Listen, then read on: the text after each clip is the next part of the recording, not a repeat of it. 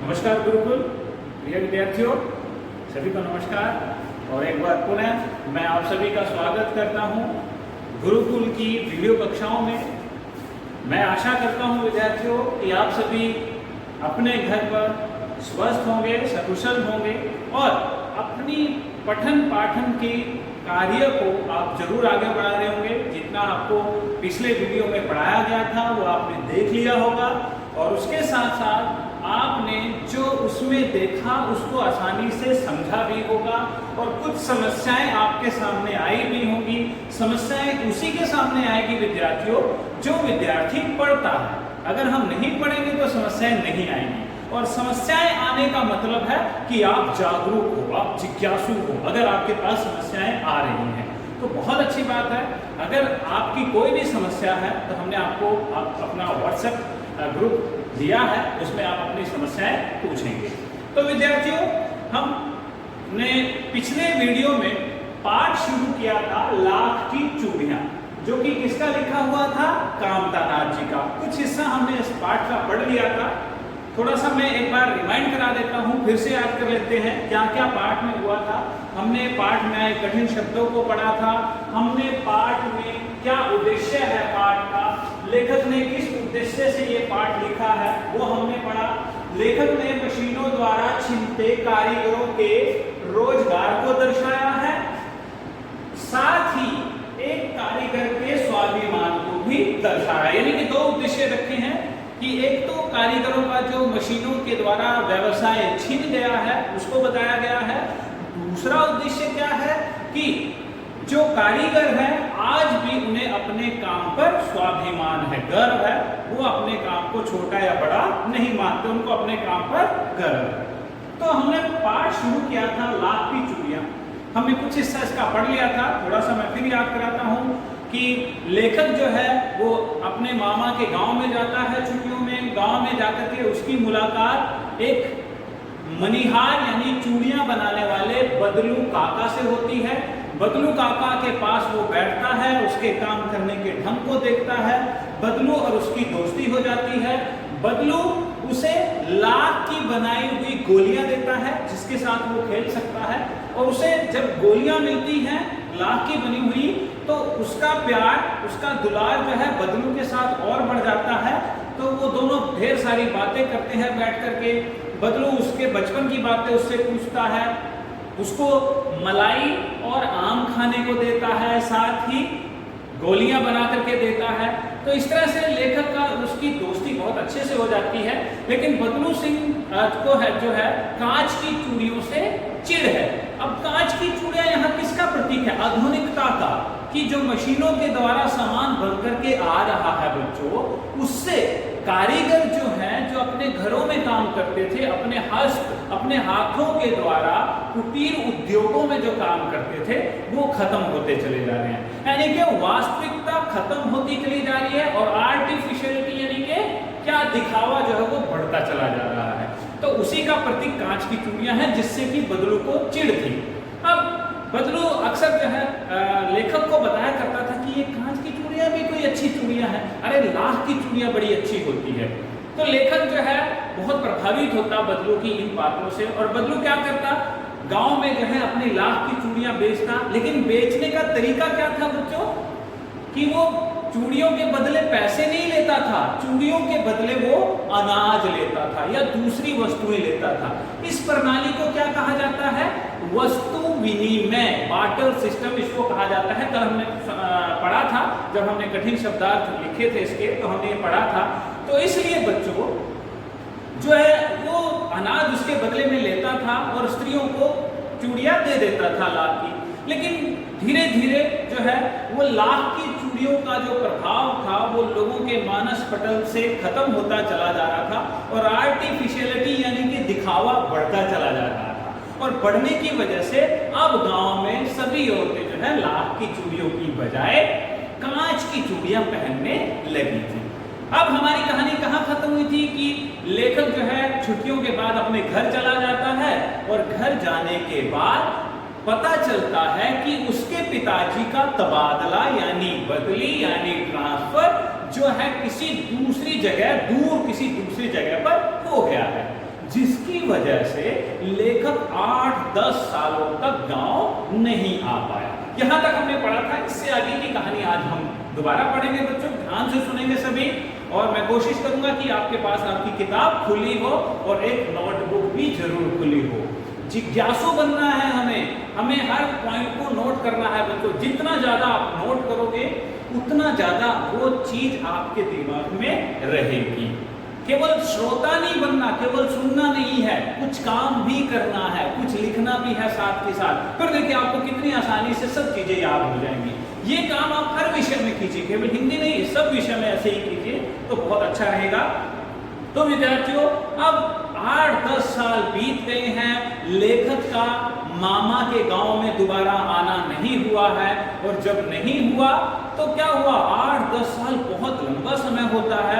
8-10 साल के बाद जब लेखक पुनः मामा के गांव में आता है तो अब क्या हो गया बच्चों, लेखक बड़ा हो गया है, उसकी सोच बहुत ज्यादा बड़ी हो गई है। और सोच बड़ी हो जाने के कारण अब उसका मन लाख की गोलियां खेलने को नहीं करता, यानी कि उसकी रुचि, उसका इंटरेस्ट बदल गया है। ये स्वाभाविक है, उम्र के साथ साथ हमारे खेल, हमारा इंटरेस्ट, हमारी रुचियां भी जो है वो बदलती रहती हैं। आपने भी देखा होगा। तो जैसे ही लेखक गांव में आता है, उसका बिल्कुल ध्यान नहीं रहता कि कोई बदलू काका भी गांव में था, उसको बिल्कुल कुछ याद नहीं रहता।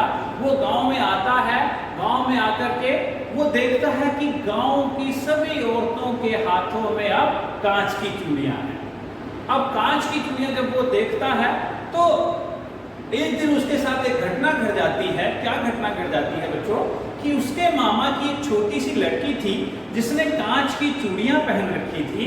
अचानक वो किसी तरह फिसल कर गिर गई।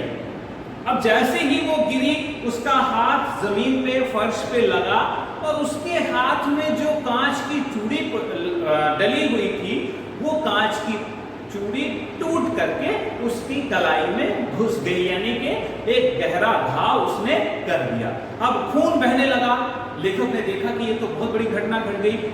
अब मामा और मामी और दूसरे लोग घर पे नहीं थे, तो लेखक क्योंकि बड़ा हो चुका था तो उसने खुद जो है अपने मामा की लड़की की पट्टी जो है वो बांधी, उसके घाव को साफ करके खुद उसका उपचार किया। लेकिन उपचार करते करते अचानक उसका ध्यान जो है वो चला जाता है कांच की चूड़ी की बजाय लाख की चूड़ी पर, कि काश अगर लाख की चूड़ी होती तो आज ये चोट ना लगती। अब जब लाख की चूड़ी की तरफ ध्यान गया तो किसकी तरफ ध्यान गया, बदलू काका की तरफ। अब बदलू काका की तरफ जब ध्यान जाता है तो उसको एकदम से बचपन की सारी बातें स्मरण हो जाती हैं, याद आ जाती हैं। अब जब सारी बातें याद आ जाती हैं तो उसका मन मचलने लगता है कि क्यों ना बदलू काका से मिल करके आया जाए। लेखक मन बनाता है और एक दिन सुबह जो है वो जाता है गांव में कि मैं बदलू काका से मिल करके आता हूँ। और जैसे ही वो निकलता है घर से और बदलू काका के घर पर पहुंचता है तो देखता है आज भी वो नीम का पेड़ वहीं लगा हुआ है, उसके नीचे चारपाई डाल करके बदलू काका लेटे हुए हैं। वो उनके पास जाता है, उनको प्रणाम करता है, तो बदलू काका जो है उसे नहीं पहचानते। अब क्यों? क्योंकि पहले वो छोटा बच्चा था, अब बड़ा हो गया है। शरीर का हाव भाव, शरीर का जो सब चीजें जो है वो चेंज हो गई है, चेहरे का बनावट चेंज हो गई है, सब बदल गया है। तो वो लेखक को पहचान नहीं पाता। और जब लेखक पहचान में नहीं आता तो वो एकटक लेखक की तरफ निहारता रहता है। अब देखिए बच्चों, दो शब्द हैं, एक होता है देखना और एक होता है निहारना। निहारना, दोनों में अंतर है। देखना, मैं देख लिया और छोड़ दिया। निहारना, एकटक देखना। या तो उस एकटक देखने में स्नेह है कि हम किसी को प्रेम की दृष्टि से एकदम निहारते हैं, हमारी आंखों को कोई बहुत अच्छा लगता है, या फिर आश्चर्य के द्वारा कि कोई आश्चर्य है, ये वही है, कौन है ये। जब हमारे अंदर कोई आश्चर्य हो तो हम निहारते हैं। तो लेखक को वो काफी देर तक निहारता है। अब जब उसने लेखक को काफी देर तक देखा तो लेखक समझ गया कि लगता है बदलू काका मुझे नहीं पहचान रहे हैं। तो लेखक ने अपना परिचय दिया बदलू काका को कि काका भूल गए, मैं वही जनार्दन जो बचपन में आपके पास आया करता था और आपसे लाख की गोलियां बनवाया करता था। तो बदलू को एकदम से सब कुछ स्मरण हुआ था। अरे अच्छा लल्ला, तू आ बेटा आ, इतने दिनों बाद आया है। तो लेखक उसको सारी घटना बताता है कि पिताजी का ट्रांसफर हो गया था, इस वजह से मैं नहीं आया। लेकिन लेखक एक बात और नोटिस करता है क्या, कि आज जो है बदलू वो चारपाई पर लेटा हुआ है, ना उसके पास वो उसकी भट्टी है जिसमें वो लाख को पिघलाया करता था, ना वो मचिया है, मतलब जिसके ऊपर बैठा जाता है स्टूल की तरह, कि जिसके ऊपर वो बैठ करके चूड़ियां बनाया करता था, वो चूड़ियां बनाने का सामान उसके पास नहीं है। तो लेखक के दिमाग में आश्चर्य होता है और वो अचानक जो है हठात एकदम से बदलू काका से पूछ लेता है कि बदलू काका आजकल चूड़ियां नहीं बनाते क्या?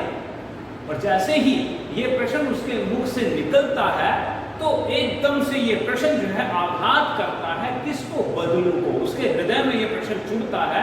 क्यों?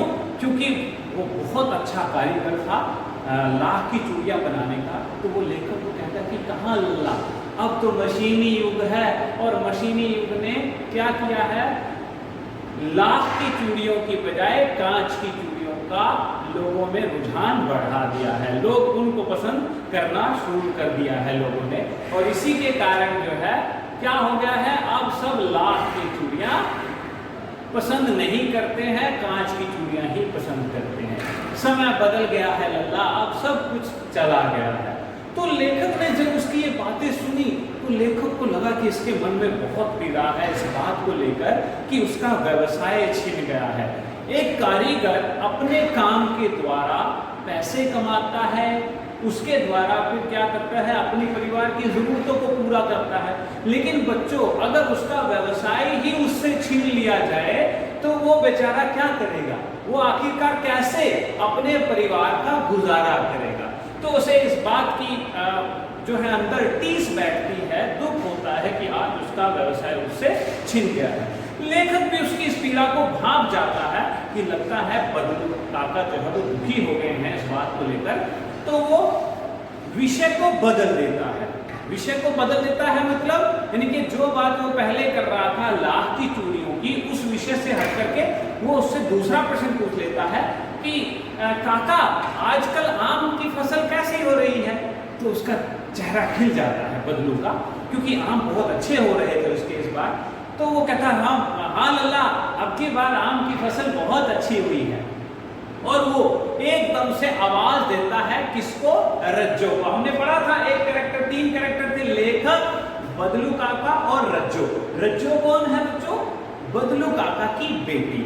वो बदलू काका रज्जो को आवाज देता है, ओ रज्जो जरा लल्ला के लिए आम तो लेकर के आ।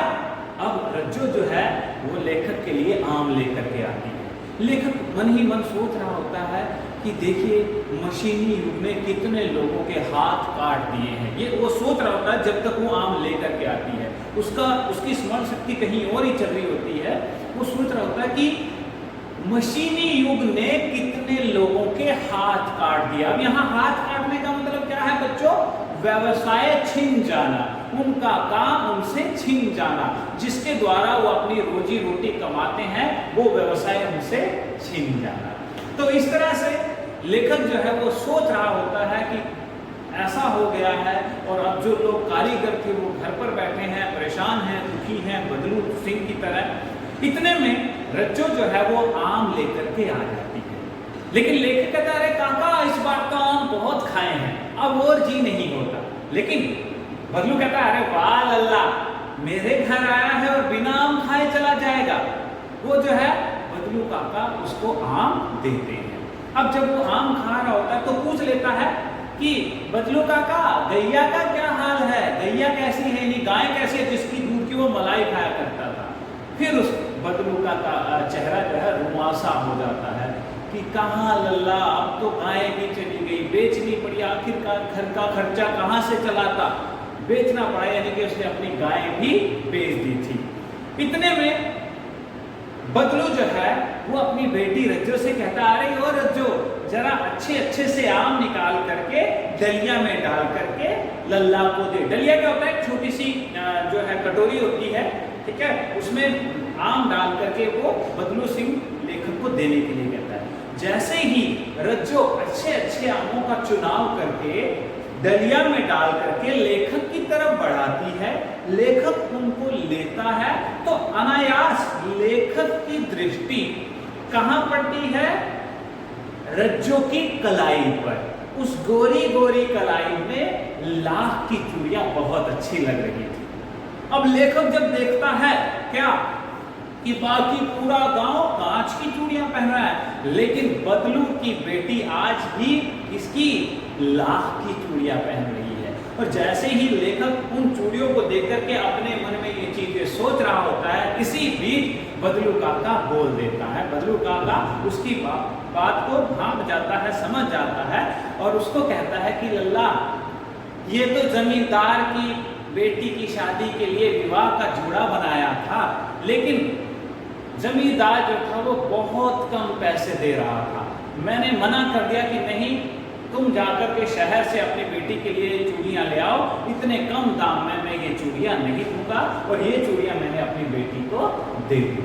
अब जब बेटी को चूड़ियां मिल जाती है, लेखक सोच रहा होता है, पाठ का अंत है बच्चों, पाठ का अंत हो रहा है। अब लेखक सोच रहा होता है कि देखिए, भले ही मशीनी युग में इसका व्यवसाय इससे छीन लिया है जो पहले उद्देश्य में है, लेकिन आज भी बदलू सिंह को अपने कार्य पर, अपने काम पर स्वाभिमान है। आज उसे गर्व है कि वो अच्छी चूड़ियां बनाता है और अपनी बेटी को वही चूड़ियां पहनाता है। आज भी वो उस परिवर्तन को स्वीकार नहीं करता जो परिवर्तन दिखावे का है, उस परिवर्तन को स्वीकार नहीं करता है। तो लेखक सोचता रह जाता है कि बदलू का स्वाभिमान कितना अच्छा है कि आज भी वो अपने कार्य पर अडिग है, अपने काम को नहीं छोड़ना चाहता, उसी से अपनी रोजी रोटी कमाना चाहता है। तो यही हमारा ये पाठ जो है बच्चों समाप्त होता है। तो निश्चित रूप से आप लोगों को समझ में आया होगा कि पाठ कैसे शुरू हुआ था, कहाँ से शुरू होकर के कैसे उसका अंत हुआ था। ये हमारा पाठ था लाख की चूड़ियां। उद्देश्य फिर एक बार पढ़ लेते हैं कि लेखक ने मशीनों द्वारा छिनते कारीगरों के रोजगार को दर्शाया है, साथ ही एक कारीगर के स्वाभिमान को भी दर्शाया है। आपने देखा पाठ में दोनों उद्देश्य पूरे हो रहे हैं ना, उससे व्यवसाय छिन गया लेकिन फिर भी उसे अपने काम पर गर्व रहा। तो इस तरह से ये हमारा पाठ समाप्त होता है। अब मैंने इस पाठ से संबंधित जो कठिन शब्दार्थ थे वो आपको पिछली वीडियो में लिखवाए थे। तो अब हम इस पाठ के कुछ प्रश्नों की बात करते हैं, जो इस पाठ में से प्रश्न बनते हैं, उन प्रश्नों की हम बात करते हैं बच्चों। तो सबसे पहले हम बात करते हैं इस पाठ के पहले प्रश्न की। मैं प्रश्न यहाँ लिखता हूँ, आप सभी भी नोट करेंगे और उसके आंसर की हम चर्चा करेंगे। तो पहला प्रश्न इसमें बनता है इस पाठ में कि बचपन में लेखक अपने मामा के गांव चाव से क्यों जाता था। लिख देते हैं हम, बचपन में लेखक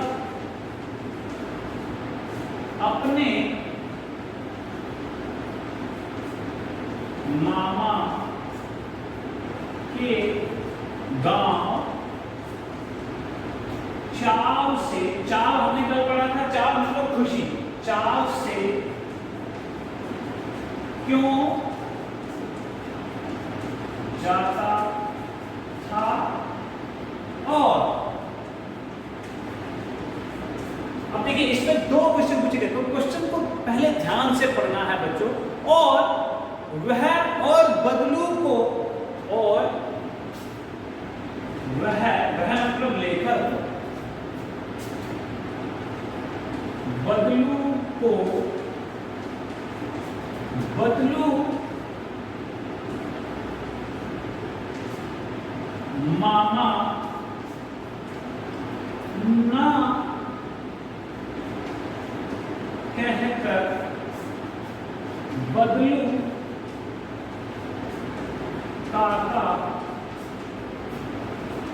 क्यों कहता था।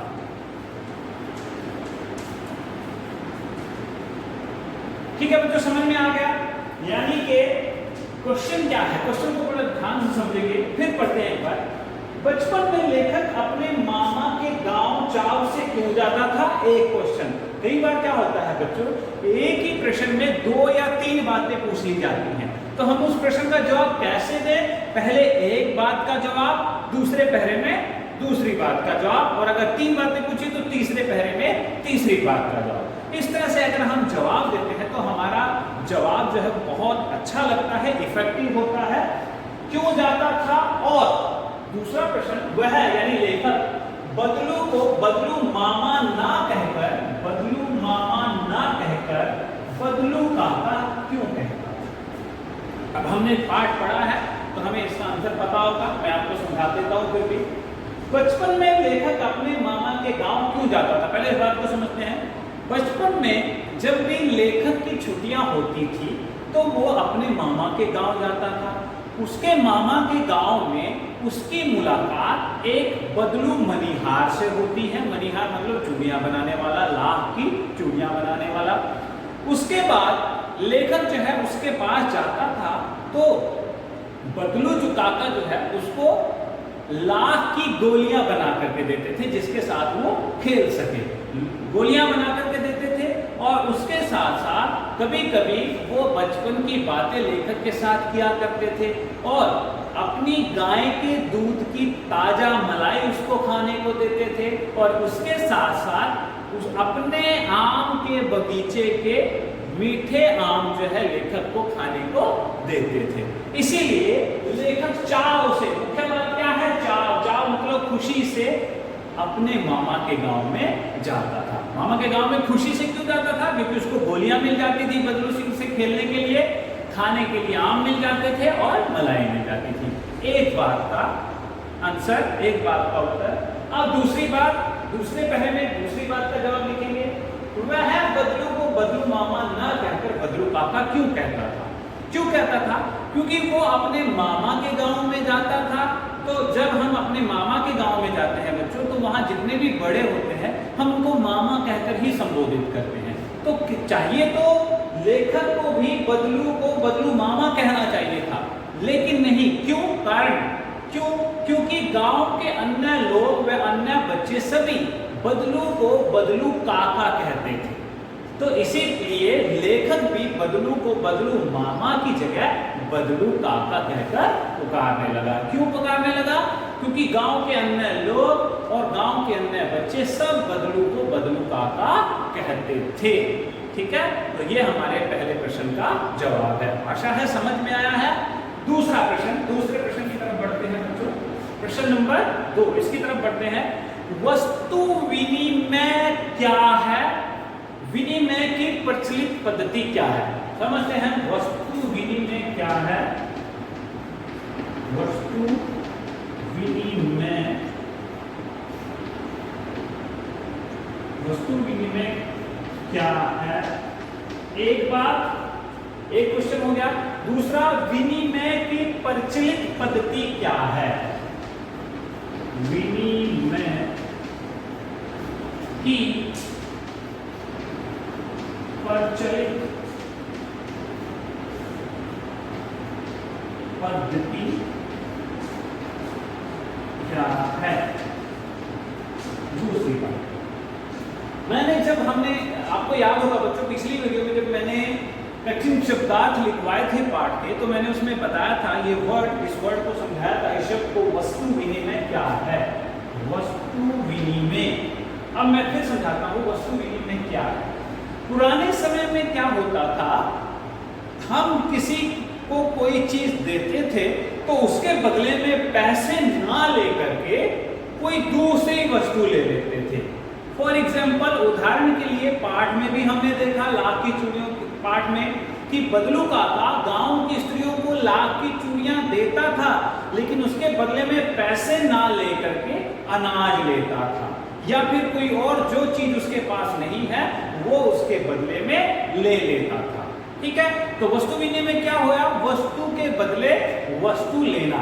यहाँ पैसे का प्रचलन नहीं होता, पैसा नहीं दिया जाता है, एक वस्तु लेकर के उसके बदले में दूसरी वस्तु दे दी जाती है जिसकी देने वाले को आवश्यकता होती है। तो ये वस्तु विनिमय है। विनिमय की प्रचलित पद्धति क्या है, यानी कि आज हम लेन देन कैसे करते हैं, किसके द्वारा करते हैं? आज हम लेन देन किसके द्वारा करते हैं बच्चों? पैसे के द्वारा, मुद्रा के द्वारा। यानी कि आज वर्तमान समय में, आधुनिक समय में विनिमय की जो प्रचलित पद्धति है वो क्या है? पैसा यानी मुद्रा। आज हम किस दुकान पे जाते हैं बच्चों तो क्या करते हैं? दुकान से हमने चॉकलेट ली और चॉकलेट के बदले में दुकानदार को 10 या 20 रुपए दे दिए। ऐसा नहीं होता कि हम दुकान पे गए, हमने चॉकलेट ली और बदले में दुकानदार को हमने क्या दे दिया? टॉफी दे दी या पेंसिल दे दी या पेन दे दिया। नहीं, ऐसा नहीं होता है। आज क्या होता है? पैसे के द्वारा यानी मुद्रा के द्वारा विनिमय यानी लेन देन होता है। ठीक है, दूसरा क्वेश्चन समझ में आ गया। अब हम बच्चों तीसरे क्वेश्चन की तरफ बढ़ते हैं। वेरी वेरी इंपॉर्टेंट क्वेश्चन, बहुत महत्वपूर्ण है ये। लेखक के मन से अचानक जब वो आम ले रहा होता है, उसके दिमाग में वो सोच रहा होता है क्या? क्वेश्चन नंबर 3 ध्यान से समझेंगे। मशीनी युग ने कितनों के हाथ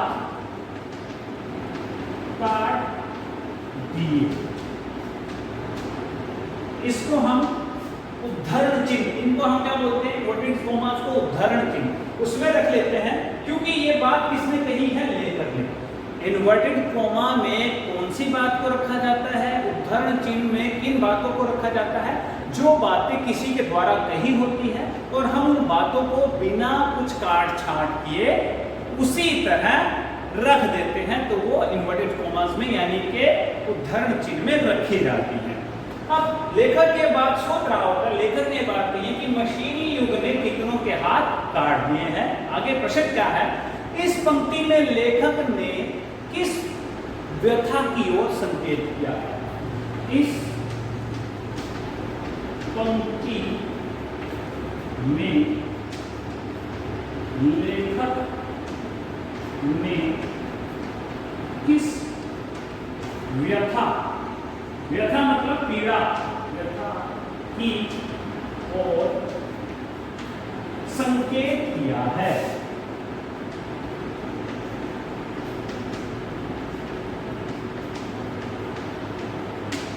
ठीक है, समझते हैं। मशीनी युग ने कितनों के हाथ काट दिए। पहले इस बात को हम अर्थ समझते हैं। लेखक जब देखता है कि बदलू सिंह का व्यवसाय उससे छीन गया है, उसका चूड़ियां बनाने का धंधा उससे छीन लिया गया है, मशीनों के आ जाने से, कांच की चूड़ियों के आ जाने से आज वो बेचारा बेरोजगार है और बेरोजगार होने की वजह से उसकी गाय उससे छीन गई है। अब उसे परिवार का खर्चा चलाना मुश्किल हो गया है। अब हाथ करने का मतलब क्या है? काम धंधा छिन जाना, व्यवसाय छिन जाना। क्योंकि कोई भी काम करने वाला काम इसीलिए करता है ताकि उस काम से प्राप्त आय के द्वारा वो अपने परिवार की जरूरतों को पूरा कर सके। लेकिन अगर वो आय ही उससे छीन ली जाए, वो काम ही उससे छीन लिया जाए, तो समझो उसके तो हाथ कट गए। तो यहाँ लेखक का यही मतलब है। और लेखक किस व्यथा की ओर संकेत कर रहा है? कि आज मशीनों के द्वारा जो है, जो कारीगर थे उनके काम छीन लिए गए हैं, वो बेचारे बेरोजगार हो गए हैं, उनको अपनी रोजी रोटी कमाना मुश्किल हो गया है, वो अपने परिवार की जरूरतों को पूरा करने में नाकामयाब हो रहे हैं, जिसके कारण वो बेचारे अपनी मानसिक पीड़ा से ग्रसित होते चले जा रहे हैं। जैसे बदलू सिंह हो गया था, आज उसका चेहरा पक गया था, चेहरे की नसें मोटी होने लगी थी, उसको खांसी होने लगी थी। तो ये सारी बीमारियां उसे घेर लेती है, क्योंकि अगर व्यक्ति मानसिक रूप से परेशान रहेगा तो वो बीमार होता चला जाएगा और धीरे धीरे उसका शरीर भी क्या हो जाएगा? जर्जर हो जाएगा, कमजोर हो जाएगा। ठीक है, तो इस व्यथा की ओर लेखक ने संकेत किया है। अब हम क्वेश्चन नंबर 4 की तरफ बढ़ते हैं बच्चों। बदलू के मन में ऐसी कौन सी व्यथा थी जो लेखक से छिपी ना रह सकी? बदलू के मन में ऐसी कौन सी व्यथा, मतलब वही पीड़ा, व्यथा मतलब पीड़ा, दुख, व्यथा थी जो लेखक से छिपी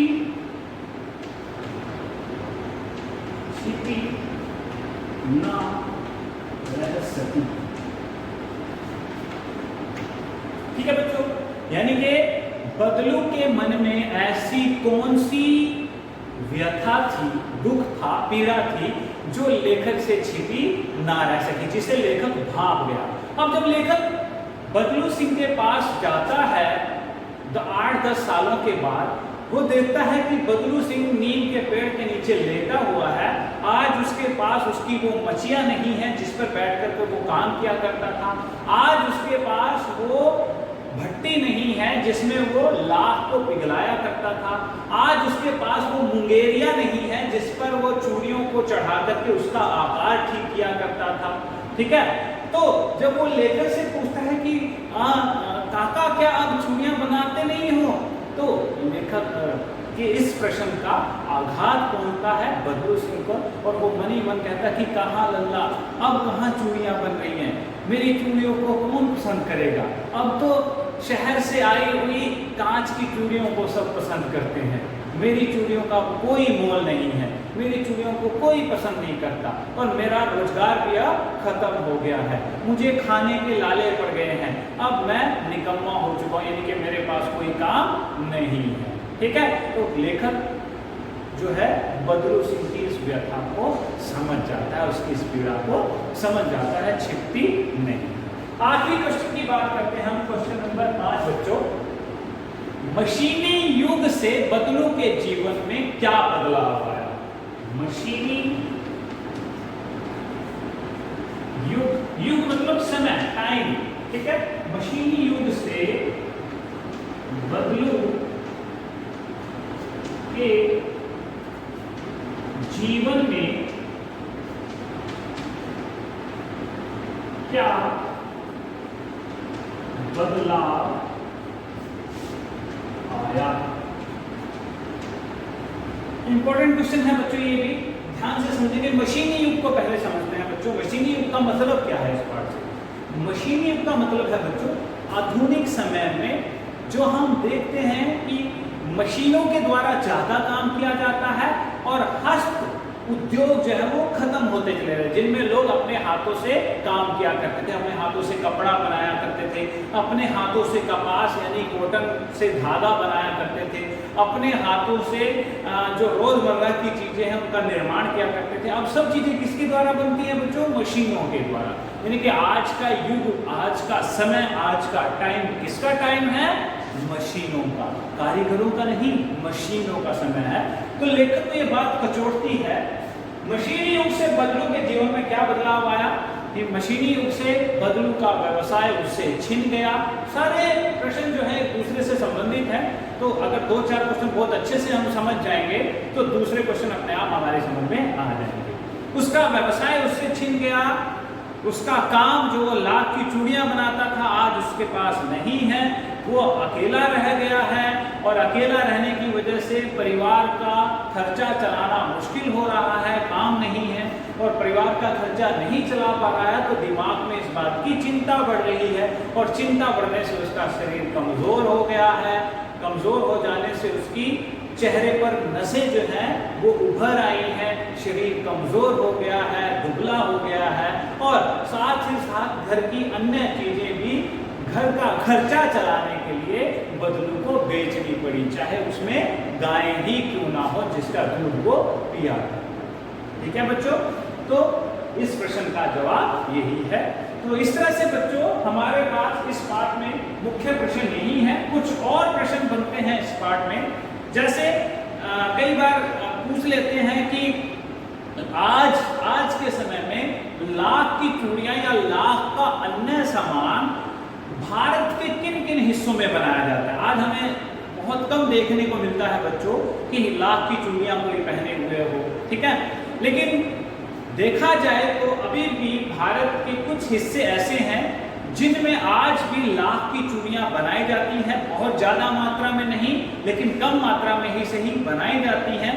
लाख के अन्य चीजें भी बनाई जाती हैं, जैसे खिलौने हैं, घर का सजावट करने का सामान है। वो कौन से जगह है भारत में? राजस्थान, कर्नाटक, इन जगह आज भी लाख का सामान बनाया जाता है। तो इस प्रश्न का जवाब ऐसे लिख सकते हैं। और इसमें प्रश्न बन सकता है बच्चों कि आप भी कभी किसी कारीगर के पास जाते होंगे, आपने किसी कारीगर को काम करते हुए देखा होगा। तो जब आपने उसको काम करते हुए देखा, आपके मन में उसके काम को लेकर के क्या आया? क्या आपको उसके काम की परफेक्शन यानी प्रवीणता को देख करके आपका भी मन हुआ कि आप भी उस काम को करें? उसके हथौड़े को छू करके देखें, उसके पेंचकस स्क्रू ड्राइवर को छू करके देखें, या उसकी मशीन को छू करके देखें? ऐसा कई बार मन करता है। तो आप सभी जो है उसके बारे में भी जरूर लिखें कि क्या आपने क्या उससे फील किया, क्या महसूस किया। ठीक है विद्यार्थियों, तो मैं आशा करता हूं आज का ये पाठ आप सभी की समझ में आया होगा। अगर कुछ समझ में नहीं आया है तो आप उसको नोट करके व्हाट्सएप ग्रुप पे जरूर पूछिएगा। पाठ से संबंधित बातें ही, उसके साथ जो मैंने आपको पढ़ाया है इन सभी प्रश्नों के जवाब के साथ कुछ अन्य और प्रश्नों के जवाब जो है आपको विद्यालय की वेबसाइट पर PDF फाइल में मिल जाएंगे। तो सभी उनको पढ़ेंगे और उसके बाद अपनी कॉपी में जरूर लिखेंगे। तो विद्यार्थियों, आज के लिए इतना ही। कल की वीडियो में हम एक नए विषय के साथ फिर मिलेंगे। धन्यवाद, नमस्कार। आप सभी खुश रहें, स्वस्थ रहें और निरोग रहें। धन्यवाद।